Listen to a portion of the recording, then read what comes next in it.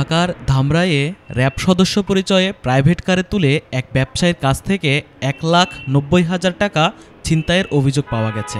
এ ঘটনায় ভুক্তভোগী এনামুল হক ধামরাই থানায় লিখিত অভিযোগ করেছেন। ভুক্তভোগী জানান, বুধবার সকালে কালামপুর ইসলামী ব্যাংক থেকে টাকা তুলে মোটরসাইকেলে চাচা শরীফুল ইসলামকে সঙ্গে নিয়ে বাড়ি ফিরছিলেন তিনি।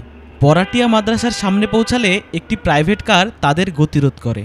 এ সময় গাড়ি থেকে নেমে আসা ৪ ব্যক্তি র‍্যাব পরিচয় দিয়ে তাদের হাতকড়া পরিয়ে গাড়িতে তোলে।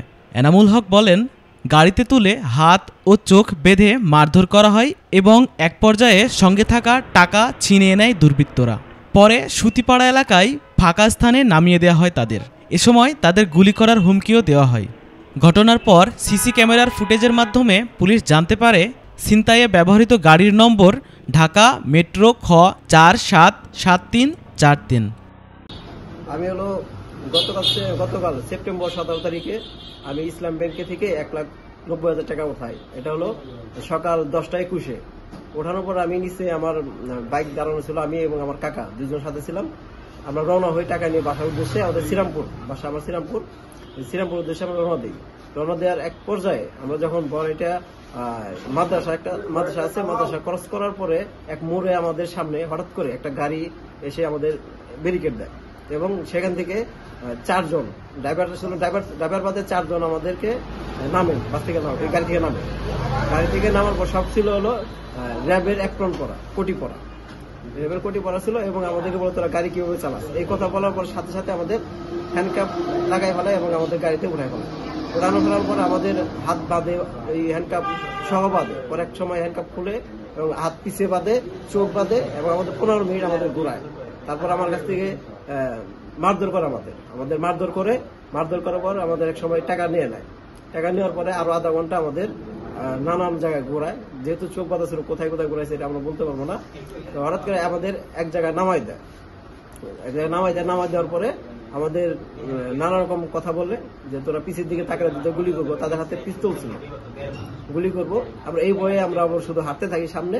এলাকাবাসীর আমার কাছে যায় এবং সাহায্য নেই যে এটা কোথায়। পরে শুনি যে এটা সুতিপাড়া এবং আমরা এই সুতিপাড়া থেকে পরে আমাদের ওখান থেকে আরো সাহায্যে আমরা মেন রাস্তায় আসি এবং আমরা আমাদের বাইক ফিরে পাই।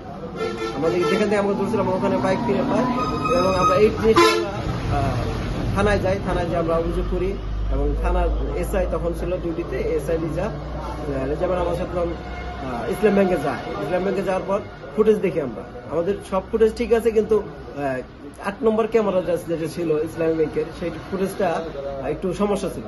রাত্রে থেকে এদের ১টা ৫৩ পর্যন্ত এদের ফুটেজ ব্ল্যাঙ্ক ছিল।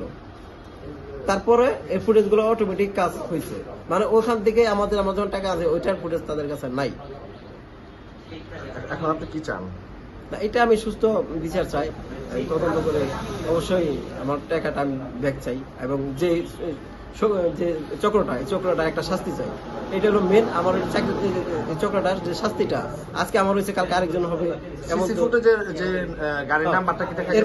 এরপর আমরা এসআই যা বললো যে ম্যাডাম বললো যে তোমরা এবার করো, দেখো কোথায় কোথায় সিসি ক্যামেরা আছে। আমরা ওই উদ্দেশ্যে আমরা বের হই। তখন আমরা একটা পর্যায়ে আমরা সিসি ফুটেজ পাই একটা জায়গায় এবং গাড়ির নাম্বার আমরা উদ্ধার করি। গাড়ির নাম্বার হয়েছে, ফুটেজ আছে আমার কাছে, গাড়ির নাম্বার হচ্ছে ঢাকা মেট্রো খ ৪৭৭৩৪৩। এটা হলো অ্যালুমিনিয়াম কালারের গাড়ি।